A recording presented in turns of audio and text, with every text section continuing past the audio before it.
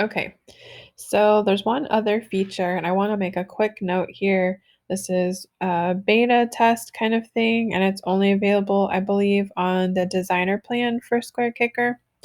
That said, if you have that plan, this will be available to you if you click the SquareKicker plugin icon up here and on your account, and then toggle on the beta features.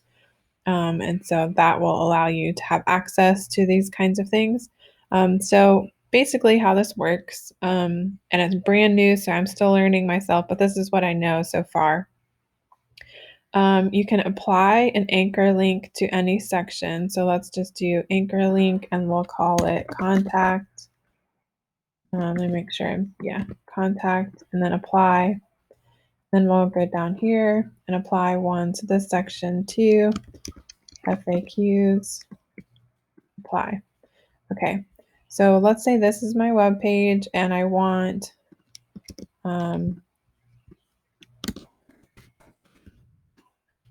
whatever. Okay, then I have a button here, and normally you would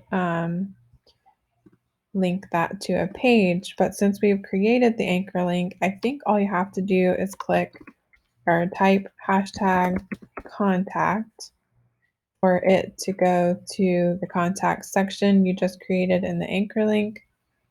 Then if you want to add the other button, let's add it right next to that one. And that one was FAQS. Now, quick note again, you have to do it, I imagine, because this is how it works in the actual code. You have to write it the exact way that you created it in the section link. So make sure you keep that the same.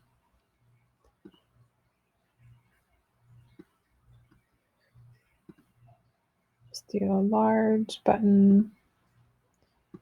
Make sure that one's large too. Yep. Okay.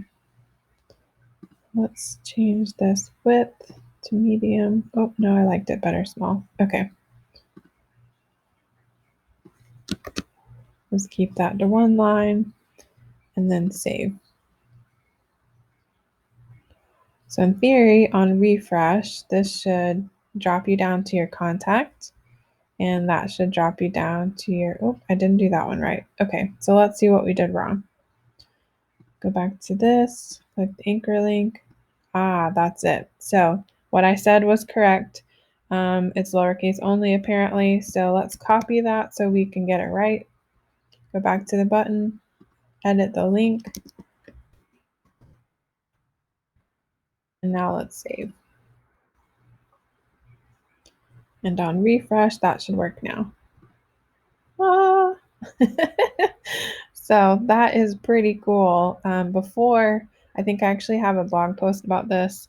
Beforehand, before SquareKicker released this beta feature, you actually had to insert a div block at the top of the section you were linking to. So basically, that looked like this. And you had to write an HTML snippet, div ID, and then you'd have to label it there. And so that tag was what showed Squarespace what to scroll down to. And because you did it manually, there's a block space being taken up. So then you always had to go back in and adjust the height so that that block is less noticeable. And that is a great workaround, and I've done it myself. In fact, it's probably all over my site and over some of my client sites, however.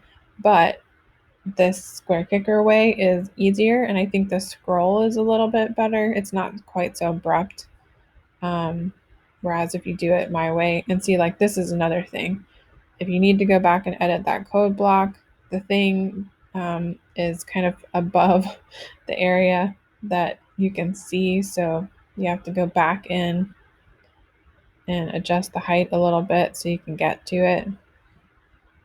So both the options are a little bit just a tad quirky, and that SquareKicker's version is not available to everybody quite yet. But if you do have it, it's a thing easy thing to use. And then if you don't have it, of course, you can check out that blog post where you can do it manually. It's just a little bit quirky. So just keep that in mind. But this is an awesome, awesome feature, and I'm so happy that they've released it. It'll make things a little bit quicker and easier for us designers.